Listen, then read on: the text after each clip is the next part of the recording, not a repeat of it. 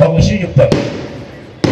సమయం మంచిది సమయం అనుకుంటే ఓకే, ఈ సమయం కాదురా అనుకున్నారు అనుకోండి సారీ. చెప్తాను, అయినా చెప్తాను. ఏంటంటే నేను రాజకీయాల్లోకి వచ్చి 40 సంవత్సరాలు అయింది. ఈ 40 సంవత్సరాలు కూడా ఓడినా గెలిచినా నర్సీపట్నం మార్పు అయ్యేలా పోతుందని చెప్పి కష్టపడి చేసాం. అది మీ అందరికి తెలుసు. ఓడినా అదే గౌరవం, గెలిచినా అదే గౌరవం నాకు. ఎందుకంటే నర్సీపట్నం పెద్దగా ఈ 40 సంవత్సరాలు కూడా నన్ను ఆదరించారు.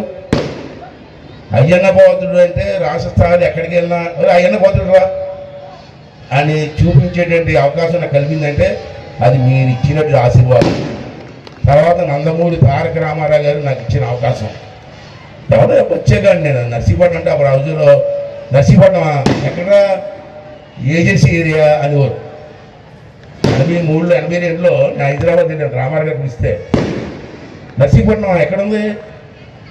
విశాఖపట్నం నుంచి ఎలాగెలా సార్, అనకాపల్లి ఎలాగెలా సార్ చెప్పారు. అదే ఏజెన్సీ ప్రాంతం కదా అందులో. ఇవాళ నర్సీపట్నం గుర్తింపు వచ్చింది. దానికి కారణం ఎన్టీ రామారావు గారు, దాంట్లో అనుమానమే లేదు. ఇప్పుడు కొంతమంది చెత్తనాపడం లేదు మాట్లాడతారు, దాని గురించి పట్టించుకోవాల్సిన లేదు మనం. వాస్తవం అది. అంచేత నేను ఏమంటానంటే 40 సంవత్సరాలు నన్ను ఆదరించారు. మంచి అయినా చెడ్డైనా మా బిడ్డగా ఆదరించారు.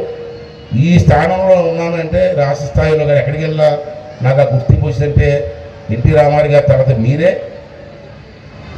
ఇంచేత నాకు 66 సంవత్సరాలు వచ్చేసాయి చూస్తుండగా. ఒక పక్క బాధగా ఉంది, కలిసిపోతుంది, బాధ కూడా ఉంది, చెప్పకపోతే. రెండోది ఏంటంటే ఓన్లీ నా టైంలో ఇది చేసేవాడిని సంతృప్తి కూడా ఉంది. నేను మీ అందరినీ కోరుకుంటున్నాను. ఇది పొలిటికల్ స్పీచ్ అని మాత్రం ఎవరు అనుకోవద్దు. ఇప్పుడు మళ్ళీ 3 నెలల్లో ఎలక్షన్లు వస్తున్నాయి. ఏప్రిల్లోనే ఎలక్షన్ 3 నెలలు. దానికి విశాఖ అనకాపల్లి ఎంపీగా నా పెద్ద కొడుకు విజయ్ కావాలని చెప్పి అప్లికేషన్ పెట్టాను. అప్లికేషన్ పెట్టాను అంతే. వచ్చేసింది అనుకోకండి మీరు. అప్లికేషన్ పెట్టా, అది పెద్ద రూల్. అయితే నేను అంతా వీళ్ళకు మాట చెప్తాను. అయ్యన్న పాత్ర కొడుకుగా ఎంపీ సీట్ ఇవ్వద్దు. వాడి టాలెంట్ ఉందా లేదో చూసామని అడిగాను పెద్ద ఆయన్ని. అయ్యన్న పాత్ర కొడుకుగా ఎందుకు వాడు టాలెంట్ ఉందా చూడు. టాలెంట్ ఉంటే ఈ అనకాపల్లి ఎంపీగా చేస్తాడు. పార్లమెంట్లో బ్రహ్మాండంగా ఇంగ్లీషులో, హిందీలో, తెలుగులో బ్రహ్మాండంగా మాట్లాడి మన పేరు నిలబెడతాడు. అవకాశం ఇమ్మని అడిగాను.